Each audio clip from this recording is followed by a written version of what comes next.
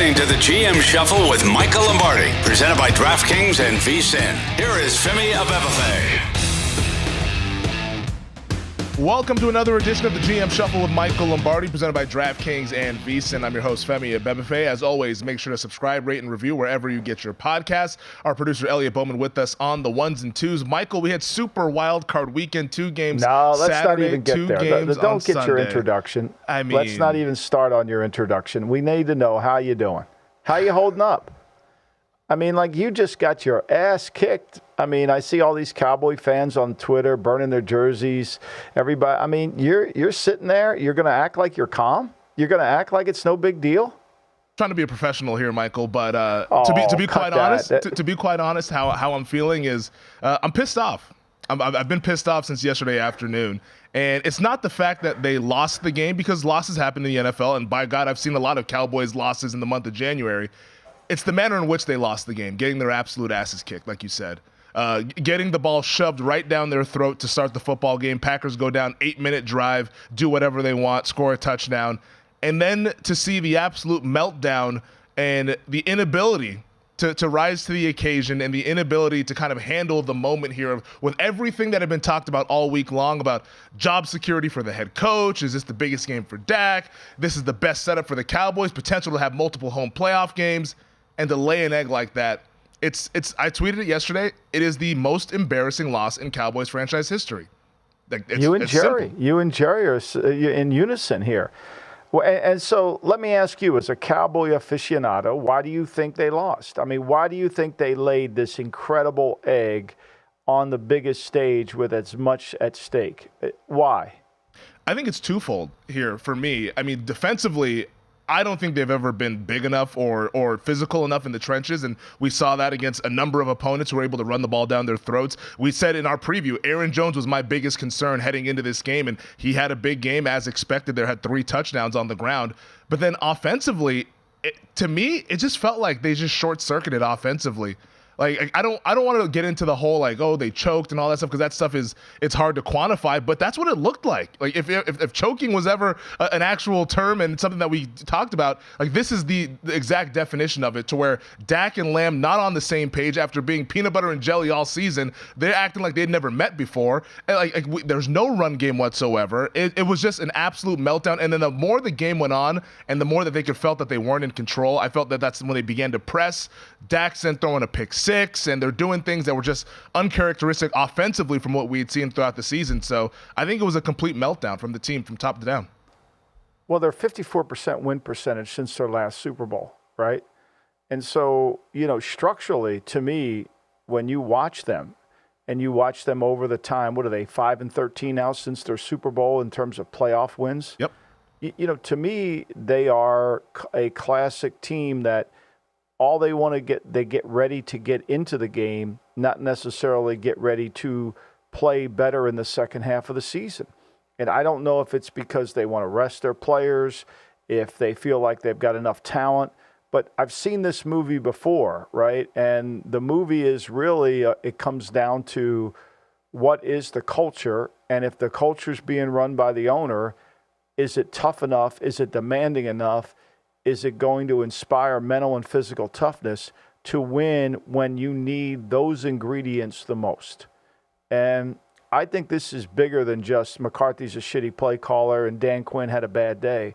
I think this is foundational issue, right? I mean, I think this is a foundational issue in terms of, look, we've gone for so long.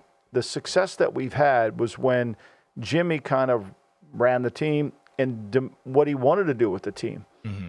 And now, you just got to look at this and say, are they really mentally and physically tough enough to play when it counts the most? And, the answer to me was no. I mean, one of the things I thought early in the game, and I said this to you before we started, I really think McCarthy misjudged Green Bay because, LaFleur takes the ball, right? He takes the ball. He wants to play from in front. Well, if I were McCarthy, I would have said, okay, he thinks he's going to score on us. He wants to change the tenor. And he did. And they made plays. I mean, early in the game, I get a text from Big Daddy. The very first play of the game, we can't block them. They're way better than we are. I mean, this is a complete diagnosis. I've got so many Big Daddy stuff. It's just hilarious. And Millie was like, why are you even getting engaged in this? He's just going to be down negative road. But one of the things is, I think what we saw early in that drive was Love's ability to move. Mm-hmm. As good as the Packers' offensive line is in terms of pass protection, Love's ability to move but keep his eye level down the field and make those third down plays to Dobbs when he was wide-ass open, to me, is where this league is going. The quarterback now has to make the line better. Like, you can go through all these offensive lines in the league, and you could say, draft them. And I'm a big believer in draft them. But if the quarterback's a sitting duck, I don't think it really matters how good you are. You got to get movement out of your quarterback because there's always going to be that second play.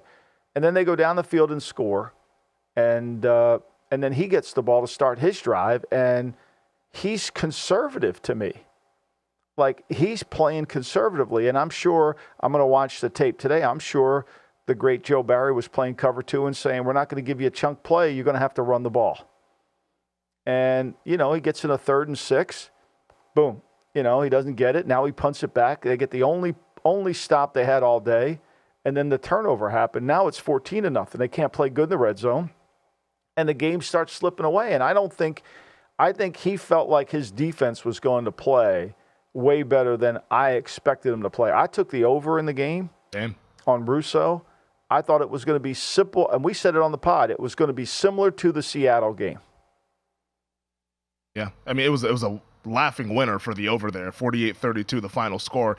And how does that happen, though, if you're Mike McCarthy, to where it's like, oh, I think the game is going to play out a certain way. Let me just kind of not ease their way into the game, but like you said, like, he was a little bit more conservative from an approach standpoint, because this is the Cowboys team that, especially at home, they have been pass happy, like, all right, let's get in rhythm, let's get to our stuff. And there was none of that in this game. Like, it looked like they were kind of just dipping the toe into the water and didn't really know what they were entering. And I don't know, like, by the time they've realized, oh, we're actually in a fight, you're down 3 scores. Yeah, and never could get control of the game. They never had an answer. They can't play man-to-man on them, right?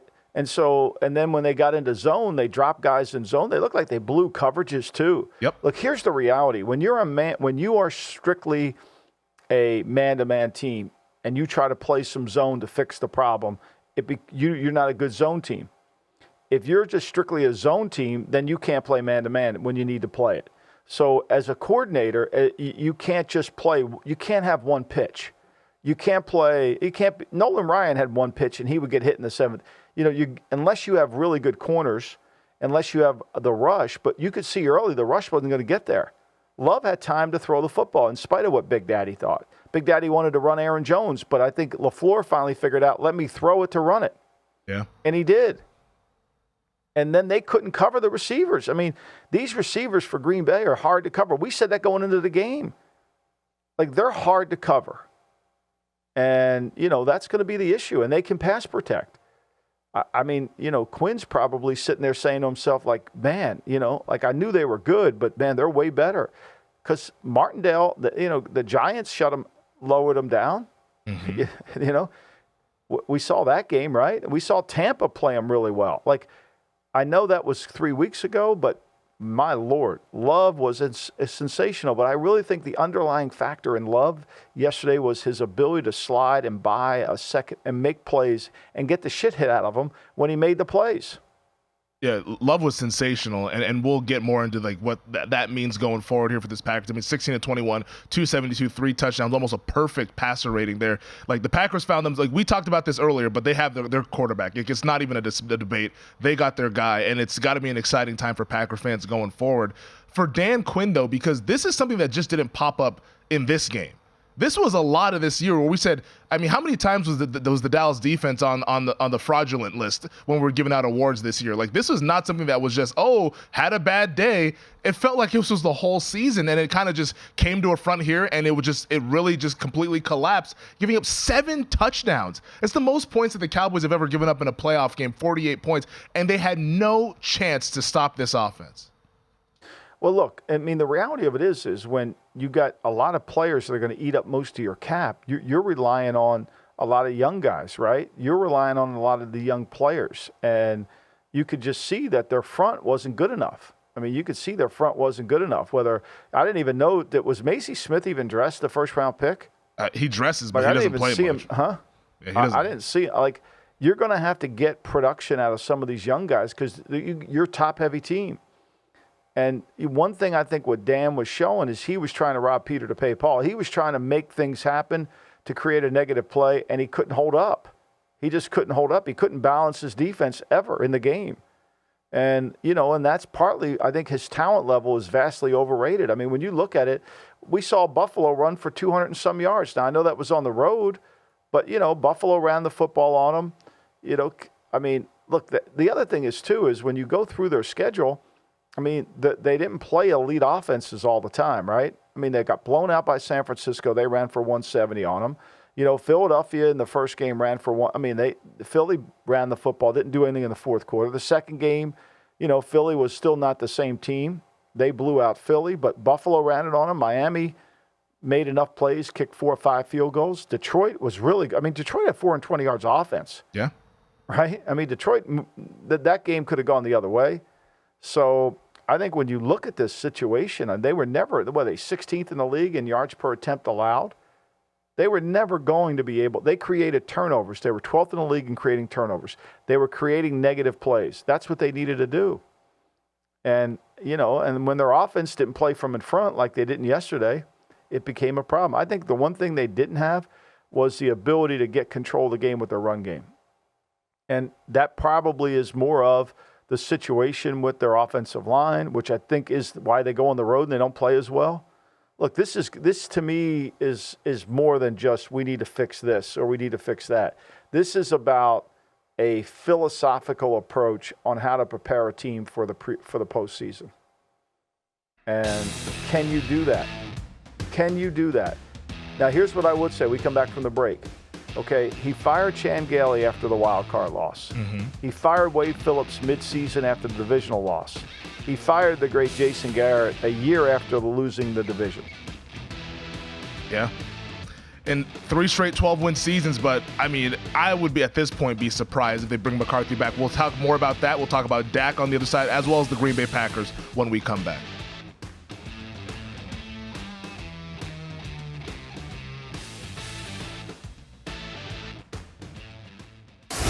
You're listening to the GM Shuffle with Michael Lombardi, presented by DraftKings and VSiN. Here is Femi Abebefe.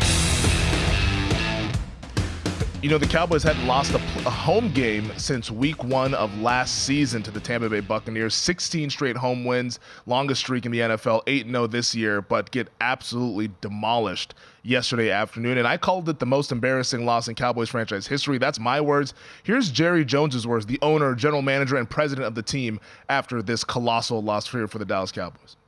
Really, I can't reach back and look at a playoff loss. But this seems like the most painful because we all had such great expectation and we had hope for this team. I won't get into any of the addressing of any aspects of it, any part of it, from the coaching to the players to what's around the corner. On a personal basis, I'm floored. Yeah. Does that sound like the man that looks like he wants to make some changes, Michael? Well, look, I think there should be a rule, and I don't know, Jerry does this after games, but talking to an owner after a game is never a good idea. There's too much emotion. There's too much either joy and happiness. I mean, we used to have a joke at the Raiders, if at the Browns, you're lining up to kick a field goal, and Art Modell we would pretend Modell would say, well, if we make this field goal, everybody gets 10-year contracts. If we miss this field goal, everybody gets fired. It's like there's that thin line is so close, right? And so when you go and talk to the media after a game like that, there's a propensity to say something that you don't mean or feel. And I think Stephen Jones is the voice of reason. He's the pragmatic person in their dynamic, and they'll take a step back. And like I mentioned in the last block, when he fired Gailey, he knew, he did it after a wild card loss. That was humiliating. When he fired Wade, right, Wade lost the division, and he's got the great Jason Garrett on the staff, and then he made the move to go to Garrett when it was struggling. And then when he fired Garrett, Garrett went 10-6. He lost the division game. And then the next year he brought him back. He went 8-8, and he fired him, and that's when he hired McCarthy. When he fired Campo was 5-11 3 years in a row. That wasn't a hard decision. Yeah. Then he got Parcells, right? And, Parcells was down there. Parcells is 6-10, and he's 2 years of 9-7. And then after he left, Wade went 13-3. So the nucleus of the team was there, but then they were going through it. I think it's best for Jerry to take a couple days and just kind of really contemplate this.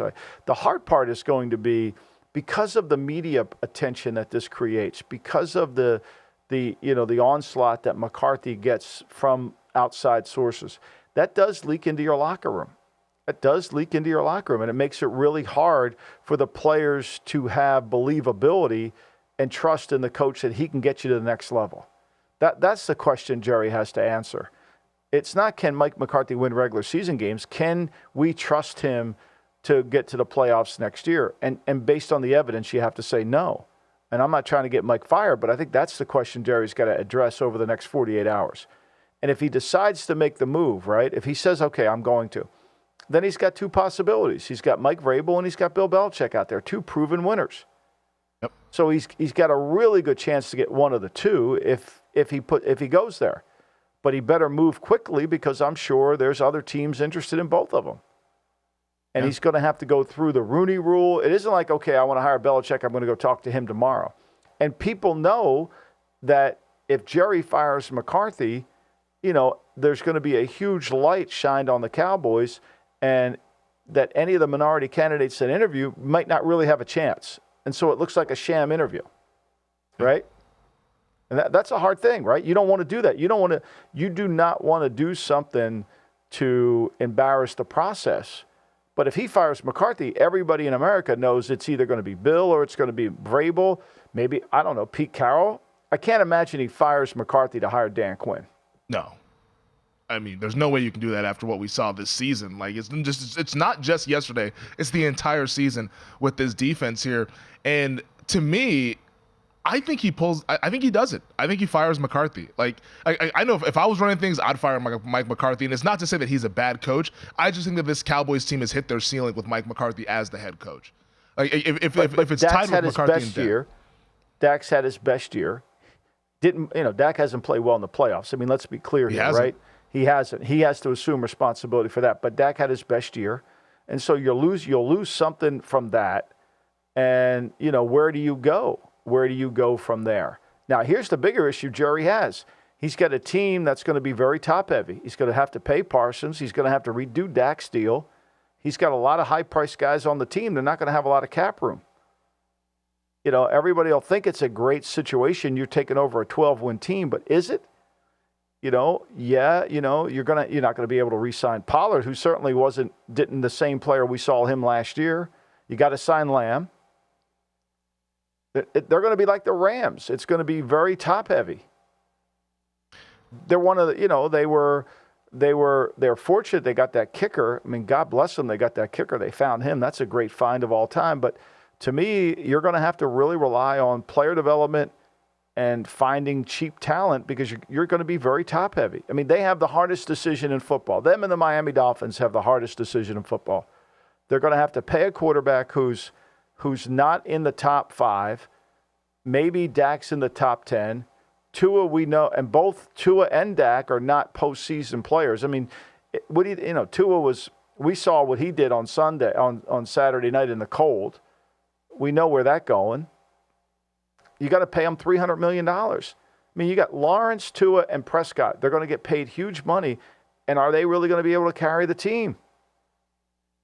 And that's my question. Like, what would you do with Dak Prescott? Because he has a $59 million cap hit next year. So they're not going to want to carry that into next season because you mentioned they already have to pay Parsons. They got to look at Lamb. Like they can't carry that number here. So the way to kind of bring that down is an extension. But can you, in good faith, extend a guy who's 2-5 in the postseason? And not just that he's 2-5, has probably only played 2 good playoff games in those 7 games. Like, it has not looked good. And there's been multiple coaches and there's been multiple iterations of the offense. Like, we can't keep blaming the outside sources here. Like, the quarterback's got to make plays as well.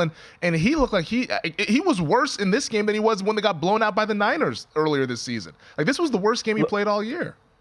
Look, I think it's but the alternative is you don't have an answer right now. Look, and here's what we do know. And we know this, ask Mike Zimmer, ask Rick Spielman. When you go all in like they did with Kirk Cousins, there's not enough left to have a team.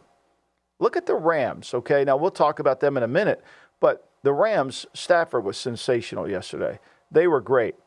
Do you think they would have been able to play this week coming up if they won that game? No. They were a wounded team. Stafford was beat up. I mean, I wouldn't be surprised if he has broken ribs and a broken finger. Yeah. He's so freaking tough. So when you're so top-heavy, where do you have the depth? You got to really draft well, and you really have to have a coach who can develop young players. You really need that desperately. That's a hard thing to get. Because these quarterbacks, I mean, you're going to sit there in the office, Femi, and you're going to say, I can't pay them. Well, you're the Dallas Cowboys. You're probably, one of the greatest franchises in all of sports. You're going to go in and go, who's going to be your quarterback? You've done no planning to have anybody come in. I mean, give Green Bay credit. They did. They took a bunch of shit for it, but look where it got them now. Yeah, and that's the model that the Packers have used for decades. They used it with Aaron Rodgers when they drafted him, and Favre still had years on him, still left it. Rodgers sat for a while. He ends up turning into a 4-time MVP. Jordan Love now, he sat behind Rodgers, even though Rodgers wanted a receiver, the fan base wanted receivers, and you got to credit Goody. I mean, Goot, who our guy Big Daddy's been killing. I mean, the amount of youngest playoff team. He tempers it now. He really wasn't. He doesn't really. Now, everything's revision. He's trying to argue with me yesterday that the Packers, they don't pay anybody. Like, they would never pay for a good coach. I'm like, where are you getting your information from? Yahoo? Like, how do you know the Packer payroll? Well, they don't pay Barry. They don't pay LaFleur. They won't pay. I'm like, tell me where you're getting this information from. They pay. They have more. They'll always pay. They pay. They take good care of their people. Like, I mean, the idea that they don't pay is so far out of it. But credit them. I mean, look, those receivers that show up on campus, they got them from somewhere. Yeah. If you're going to be the Cowboys and the Rams, and you got an older quarterback, you're going to have to go really young. And once you've gone past that window of accumulating talent while you're on the rookie contract, now you're in a whole different category of team building, a whole different one. And you got to make sure you got a coach who could develop it. You put Bill in Dallas, you're going to get player development. You're going to get player development. You get Vrabel down there. That's all he's ever done. Vrabel's never known first-round picks to come in and play for him right away. Yeah. I mean, it's like, you look at the Packers draft and what they were able to do. They absolutely knocked it out of the park there. I mean, you talk about Dontavian Wicks, Jaden Reed, the two previously, Romeo Doubs, Christian Watson. They got guys on defense that I know Big Daddy's not a fan of the front seven, but those guys came and played. Yeah. Like Preston Smith's playing. But you got to understand, Big Daddy's not a fan of. He's going to complain to complain. I mean, you understand this, right? I mean, he's complaining. The first play of the game, I'm getting complaining texts from him. Like, it's like unbelievable. Like, well, I want Aaron Jones to get the ball. Well, could you just let the game go a little bit before we start complaining? He knows that possessions are valuable in the postseason. We can't waste them. And then, of course, at the end of the game, when they're giving up all the yards, he's complaining about Barry's defense. Like, at some point, did you not realize that Barry could care less about how many yards they get? That the opponent was no longer the Cowboys; it was the clock. The game was over. The game was over. Ultimately, and we'll talk about Lions, Rams, and obviously what happened Saturday night with the Dolphins, Chiefs, and of course the impressive Houston Texans win over the Cleveland Browns. But in the 60 seconds here as we head to break, what do you think is what happens with this Cowboys head coaching position? Do you think they eventually move on from Mike McCarthy? I think he's going to have a hard time wrapping his head around the fact that, is Mike believable next playoff round? Like, Mike's going to have to convince him in an interview, like, here's why we lost today. Here's what I need to do better next offseason, during training camp, during the season, to mentally prepare our team to handle what we have to handle. And if those answers aren't good, and some of that's going to be back on Jerry, you're going to have to let me work the team harder. You're going to have to let me do these things. that's the conversation he's going to have. Yeah. McCarthy's not meeting with the media today on Monday. It'll just be the players. I'm assuming he's going to meet with them Tuesday. He's going to do a lot of the exit interviews with the players and all that. But it's going to be what everyone's talking about down in Dallas and across this country about what's going to happen with Mike McCarthy in the coming week. All right, we'll get to the other games from Wild Card Weekend when we come back here on the GM Show.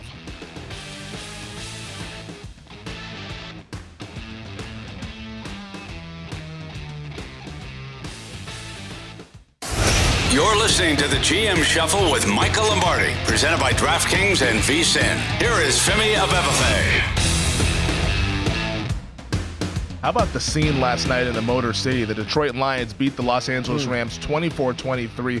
What was the only good game that we had this weekend, to be honest. It was a really fun, entertaining game that was going back and forth there. It went down to the wire, but the Lions, they hold on as they get their first playoff victory in 32 years. Yeah, I mean, I think what we saw last night in Detroit was how great of a football town that is. Yeah. Right? They love football there, and they've been so behind and so deprived of truly enjoying their team. You know, I almost think like those uniforms that they don't, you know, I hate when they wear those uniforms. They have such a great uniform in the old school. But look, this city loves football. It's got great tradition in the organization. And you can just feel it. The fans have been dying for so long to get some kind of positivity come postseason. And look, they fought their ass off. You talk about mental toughness. You talk about physical toughness. I mean, look, this game's, this game is a close game in the first half, back and forth. I mean, both defenses looked like they were never going to stop either one. You thought the over was going to be an easy cash. Yeah. And then, you score 9 points in the second half. And what makes this really about the ability to build your mental toughness of your team is the Lions gain 86 yards in the second half. 86, right? And win the game. They score 3 points, gain 86 yards, and win the game.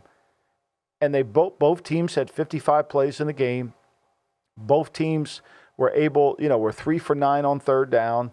The difference was the Rams averaged 7.7 yards per play. The Lions only 6-1.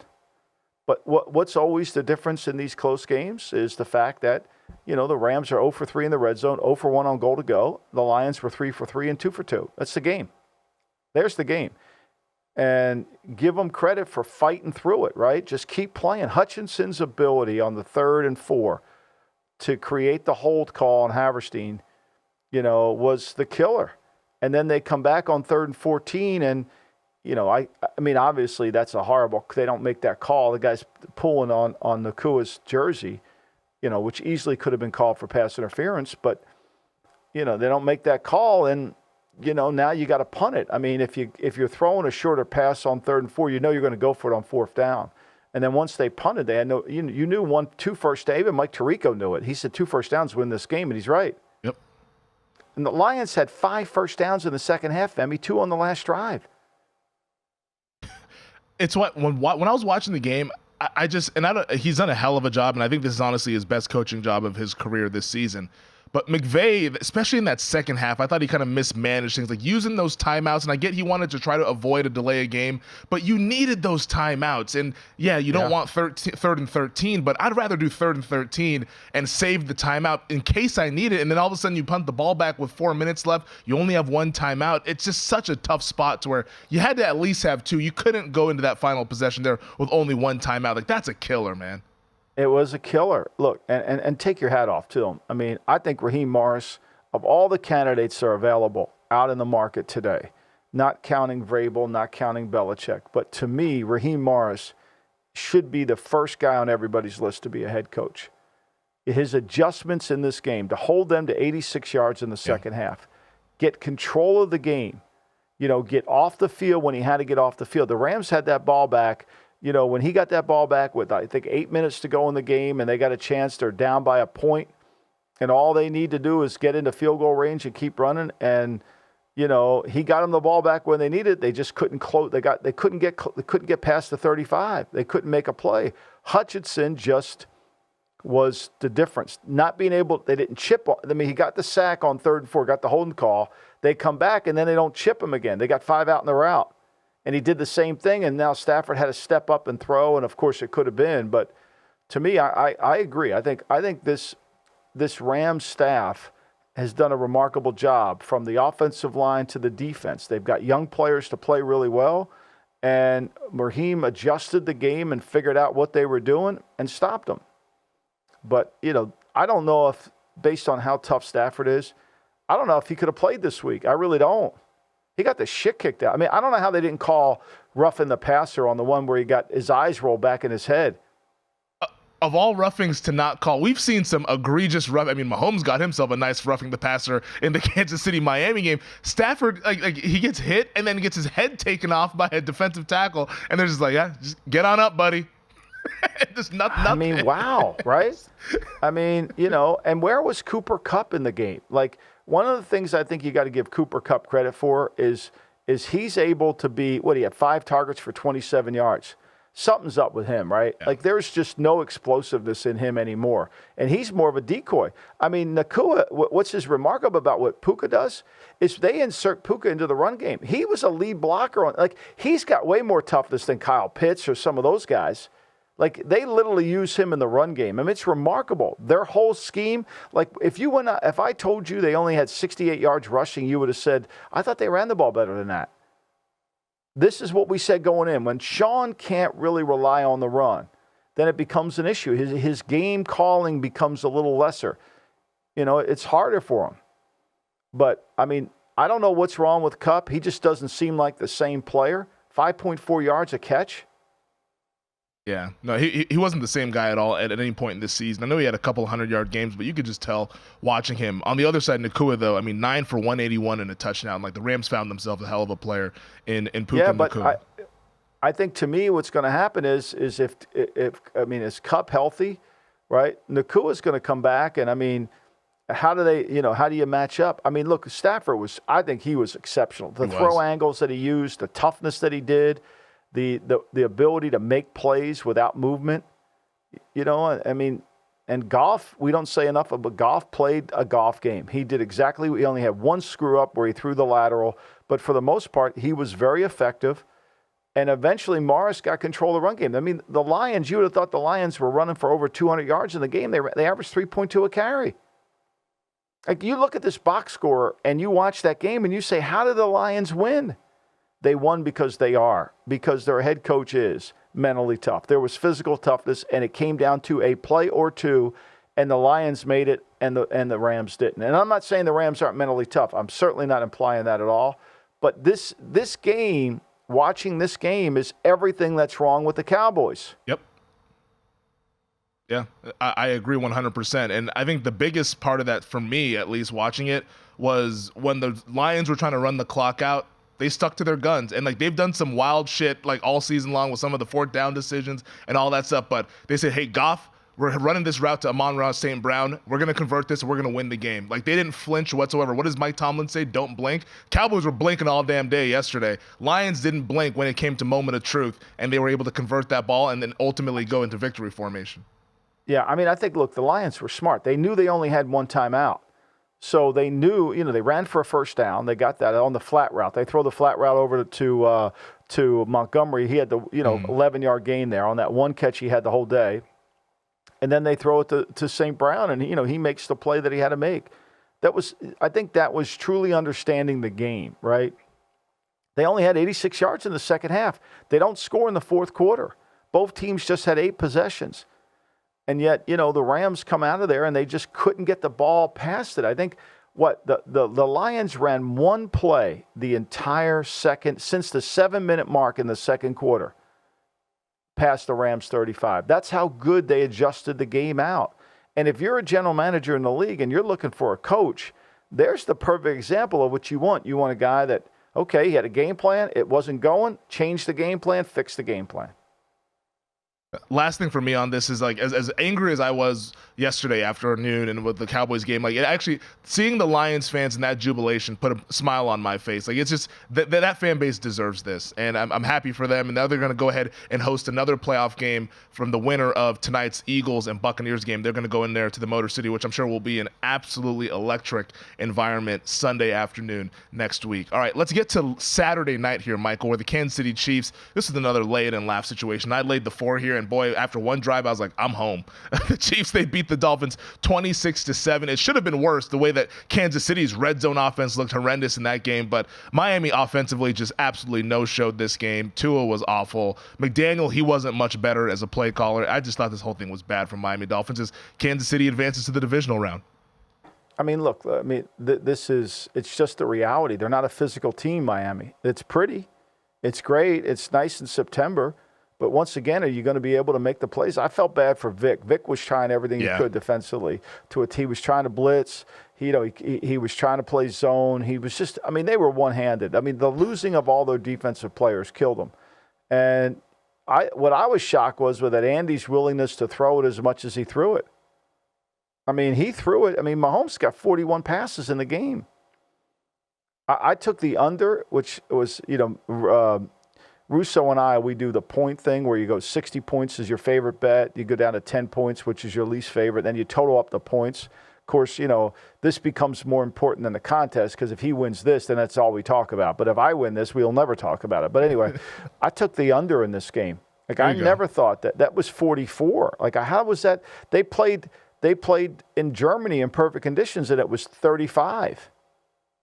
I never understood that. But to me, I was shocked that Andy was throwing as much as he was. And everybody says, well, they just didn't play good in the red area. When do they play good in the red area? Never. They haven't been good in the red area all year. Miami was exactly what we think they are. If you take away the big play, and how about the big play? The one play, if he doesn't underthrow it, is it a big play? That was the lock of the day that Tua wasn't going to have a good day. You knew it. Go back to watch him in Tennessee when it rained and he couldn't control the ball. Now, the question is, you paying him $50 million a year? I don't think you can. They all said after the game it wasn't his fault, everything's good. Well, what are we, blind? We're watching the same game you're watching.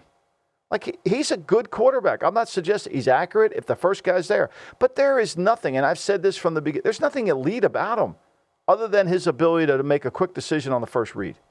His rhythm is really good, and his accuracy on the short throws are good. But, what are you paying for elite? I said this all year. Would you trade Brock Purdy for Tua? Everybody said I'm an idiot. Would you? I'd rather have Brock Purdy's contract than Tua's $300 million for 5 years. You think Lee Steinberg, who represents Tua, is going to take anything less? He's the quarterback guru. Yeah, and the problem, too, with Miami, if you do sign him, these are the games you have to win if you want to win a Super Bowl. You got to go through Mahomes. You got to go through Lamar Jackson. You got to go through Burrow when he gets healthy in this Bengals team. These are the quarterbacks you got to beat, and can you do it with Tua as your quarterback? If you pay him, you can't get other guys money, and you get into a tough spot here. We'll wrap up our wild card discussion and get to the head coaching news as well on the other side.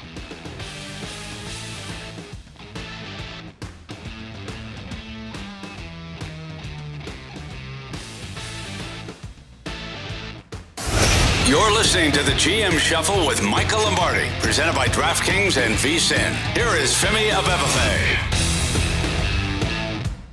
Boy, the Houston Texans, unbelievable, picking second overall last year, now headed to the divisional round after destroying the Cleveland Browns 45-14. CJ Stroud, he is just a star is born, Michael. A star is born. 16 of 21, 274, 3 touchdowns. And now here the Texans are going to the divisional round, which nobody, I think, had on their bingo card to start the season. Look, Stroud was great, and so was Bobby Slovic, and he's the hot name out there. I think he and Mike McDonald are the two hot names. Raheem Morris should be a hot name too. We'll see how he interviews, but I think that the offense is perfectly suited for him. And the Browns, we knew they were not going to be very good on the road defensively, but I didn't expect them to be this bad, right? I thought that they would be able to cover. They couldn't cover man-to-man in the game. And they were missing some of their receivers. So, they dropped coverages. They blew it. And Myles Garrett couldn't make a play. And then Flacco has 2 mistakes in a row that kills him. So, anyway, it was, credit to Houston. I think they go back to Baltimore. They're a 10-point dog. They opened the season there. Stroud had a good game in that game. They couldn't quite punch it in. He had 3 or 4 long drives in that game. This will be a fun game. The 10 points, I know it's posted, and certainly, but these young quarterbacks, the pressure doesn't bother them. Look, when you play Michigan, Ohio State, or you play against Georgia, I think you're probably accustomed to it. So it'll be a fun game. I thought Slovic. Look, one thing about Houston, Slovic does a really good job. D'Amico does a really good job, and Frank Edgerly, the special teams coach, he had the best special teams in the league. They're good in all three phases. You can't underestimate that. Yeah, no, they're well coached. They were ready to play in that one, and also they could go to Baltimore. They could also go to Kansas City, depending on what happens if Pittsburgh is able to pull off the upset today against the Buffalo Bills. So it's not set in stone just yet, but all expectations are it's likely going to be Houston and the Baltimore Ravens, but maybe that's famous last words and the kiss of death for the Buffalo Bills. We'll see later on this afternoon. But Michael, let's get to, though, the coaching news that we saw.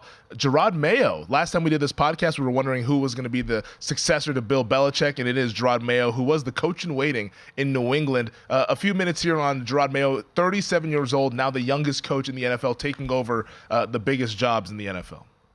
Well, look, I mean, Jerod Mayo's not going to he's not going to do what Bill Belichick did. I think I was talking to somebody this morning about Bill, and all the things that Bill does, and people really have no idea what he does from player personnel to everything, right? So Mayo's just got to focus on what his job is, right? And he can't be who he's not. The infrastructure's in place. The players will work hard. He's got to hold them accountable, and he's got to do it in his own way. And he's going to have to put together an offensive staff. Billy O'Brien has 2 more years on a contract, whether he keeps him. He's going to have to hire an offensive line coach, and he's going to have to figure out what his identity is defensively, because most of the defense isn't going to be there. So, look, I think for him as a young coach, by narrowing his focus just on coaching the team and letting the other people in the building take the roles away from him, he'll be able to handle that. He knows, and he's smart enough to know he's never going to nobody can replace Bill. Nobody can replace Bill in terms of the vision that he had, the focus that he had, the understanding of the team and the opponent that he had. But, Mayo's just got to be himself, and they've got to pick the right quarterback. I think more than anything, the Mayo hire is going to be linked to what quarterback they move forward with. Quarterback, maybe even the play caller as well, if they move forward with Bill O'Brien or if they decide to go somewhere else. I mean, look, they're a better team now than the Texans were last year at this time. So if they get a quarterback and an offensive coordinator, say they get a guy like Slovic, and they get a quarterback like Stroud, with that defense, they're going to turn this thing around very quickly. They're a much better team. They have $100 million of cap room.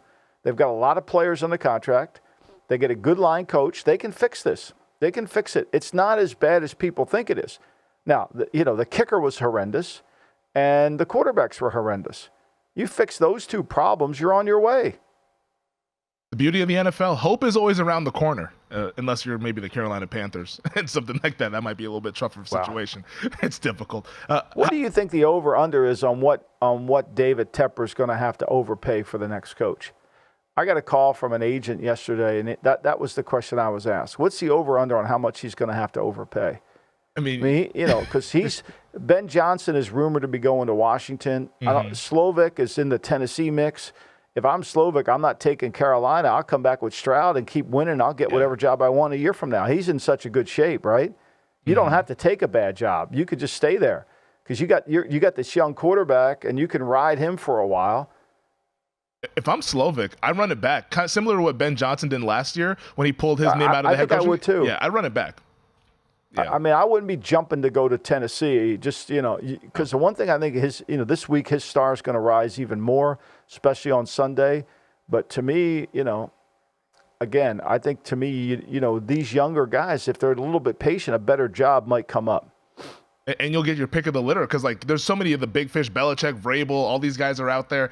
I want to be the top guy if I'm Bobby Slovic. So I would run it back, and who knows, maybe Stroud wins MVP next year or something like that. Get ready for that one this summer, Michael. Everyone's going to be talking about Stroud MVP, Jordan Love MVP. Yeah. Those will be the 2 hot guys. Well, my man Bill Berman was telling me yesterday the whole reason the Cowboys lost is because of motion by the Packers. See, they weren't ready for the motion. That's what our man Danny O said. The motion is what killed them. The motion. Okay, the motion. I got it. Right. Just a simple motion. Right. I got that. Okay, we'll move on. Let's move on to motion. Let's not go down that path. And he's pounding his chest saying, I told everybody they can't handle motion. How about Jim Harbaugh? He's interviewing with the Chargers later today. We talked about this over the weekend, and you said that if he's going for the interview, there's clearly mutual interest, heavy interest from both sides here. And maybe we see something later this week, I should say. Yeah, well, I mean, look, he's not coming in unless the parameters fit, right? Mm-hmm. You know, it's a little bit like when you're recruiting a free agent. You know, the agents don't typically want you to take a guy in their building unless the parameters have kind of been set. Here's where we are. And you can let him leave the building once you meet him. And, you know, I'm sure Ed McGuire, who's been around enough to know, has probably told Don, look, Don, if we get along, we'll be in the same ballpark. But we need to meet him. We need to talk about a lot of things. We need to work some things through. So that's what they'll probably do. Now, where does he go from here? I don't know. Does he go to Atlanta? He's certainly not going to go to Tennessee, right? I can't imagine him in Carolina. I think that's going to be the hard one. Where does he go after this? But look, you know, maybe you think, is he on Dallas's radar? I don't know. Could be. I mean, anybody who's a good coach should be on Dallas's radar based on what we've seen over these past couple of playoffs. Adam Schefter did say this. He said, quote, "A decision is not expected to be imminent for either side. Harbaugh will be deliberate with any decision he makes about his future." And also, like, we can't rule out Michigan. It sounds like Michigan's going to try to make this hard as well. They want to, of course, retain their national title winning head coach, but it might be difficult for them to go ahead and do that, though, because Harbaugh, it seems like it's just where I'm sitting, that he has his eyes for the NFL, but that all remains to be seen later on this week and going forward. All right, let's get out to the awards. Let's hand out some hardware here. Best game plan, the Fred Palermo. Well, I think you got to give it to Matt LaFleur. Big Daddy would even have to agree. I mean, that was a great – I mean, he's been on a roll now. LaFleur's been calling games. Look, every time LaFleur plays somebody he knows, his play calling has been spectacular. Cooking. You know, and I thought really I said this on McAfee earlier in the week. I said, look, if they laid an egg in this game and Barry was terrible. This is Big Daddy's biggest complaint, is now that they've played good, that they'll keep Barry and give him an extension. Of course, he found somewhere he could find a negativity in that, right? You know, like the guy could never redeem himself. But you got to give LaFleur credit. Yeah. Like, he coached this team. He got them to where they are. And I think you got to give the whole Texans staff credit. I mean, they were down there. They're a home dog, and they kicked the Browns. The Browns have overachieved, right? The glass slipper fell off of Flacco. But defensively, I was really disappointed in the Browns' inability to cover and their inability to get any pressure. And I'm sure Schwartz is probably sitting there like really not happy with that tape. And so I think the Packers and the Texans were the two best there. Yeah, you mentioned that Browns defense. They find their way on the fraud of the week alongside my favorite team. Yeah, well, I mean, the Cowboys. I mean, you got to give the Cowboys the fraud of the week the whole week, right? I mean, in all areas. I mean, everybody's going to blame Dak, which he deserves. Everybody's going to blame McCarthy, what he deserves. But their defense was fraudulent, right? Their defense was really fraudulent. You know, and we're going to have to put McCarthy on the lam because who else is going to get there? So I think that's it. And we said this earlier in the season. We said, look, if you don't know now, you know, Green Bay has talent. And, you know, I think to me, when you are a 54% winning percentage team since the last Super Bowl and you've been 5-13, you better have a conversation with yourself because you can't seem to shake it. It is what it is. Dallas losing, they can't shake it. Playoff time. Yeah, it's been the ghosts of January's past have been haunting this team since '96, and it's been unfortunate as a Cowboys fan, but nobody gives a damn since everyone hates the Cowboys, so whatever. Let's get to today's game. We talked about these games on our pod last week, but since we now have two games, just your quick thoughts. Any change in how you felt about these two games we get a doubleheader, 4:30 Eastern. We're gonna have the Steelers taking on the Buffalo Bills, and what is gonna be a snowy atmosphere there in Western New York. You know, we're getting a little movement. The line's moving back to Tampa. Today there's some 2.5s out there, which tells you somebody's coming in. I like the under in the game. I took it in Russo for 10 points at 43.5. It's still 43.5. There's just 43 out there now. I don't know what to make of the Buffalo's game. Really, I took the under at 35, but that was before we had the storm. I kind of like the under in that game because I think it's going to have to still be a run game. You know, with that weather, I don't know how bad the wind will be. Look, I think the Bucs-Eagle game, the Eagles are going to have to play well offensively. They're going to have to handle the blitz because Todd Bowles is coming. But I don't know where Mayfield is, right? Where is Mayfield? And the thing that bothers me most about this game, where I can't really endorse Tampa as the team that could be the upset, is the fact that Tampa, you know, they can't run the football. And against the Eagles, Arizona ran the ball. Everybody's run the ball the second half of the season against the Eagles. This team's 32nd in yards per attempt. They're 32nd in yards. If they can run the ball, they can win the game. They're going to have to run the ball on Philly. Because if it becomes a drop-back pass game, and Bayfield's going to get too many balls tipped at the line of scrimmage, and it's going to be a problem. Yeah, I'm on the under as well. I put under 44, but even at 43, I think I looked at the under in that game. I think Buffalo gets the victory, and I think Philly wins as well. I know the fans have been calling for Sirianni's job, but I think Philly ultimately gets the win. Here's the best part. Philly fans, they're calling for his job. They want him fired, and they're going to the window to bet the Eagles and lay the 3 points. Best thing you could ever have. And it's been a great weekend for them because the Cowboys got their asses kicked. So Eagles fans are feeling good heading into Monday night. That does it for us here on the pod. Enjoy the games later on today. We'll be back on Thursday. Subscribe, rate, and review as always.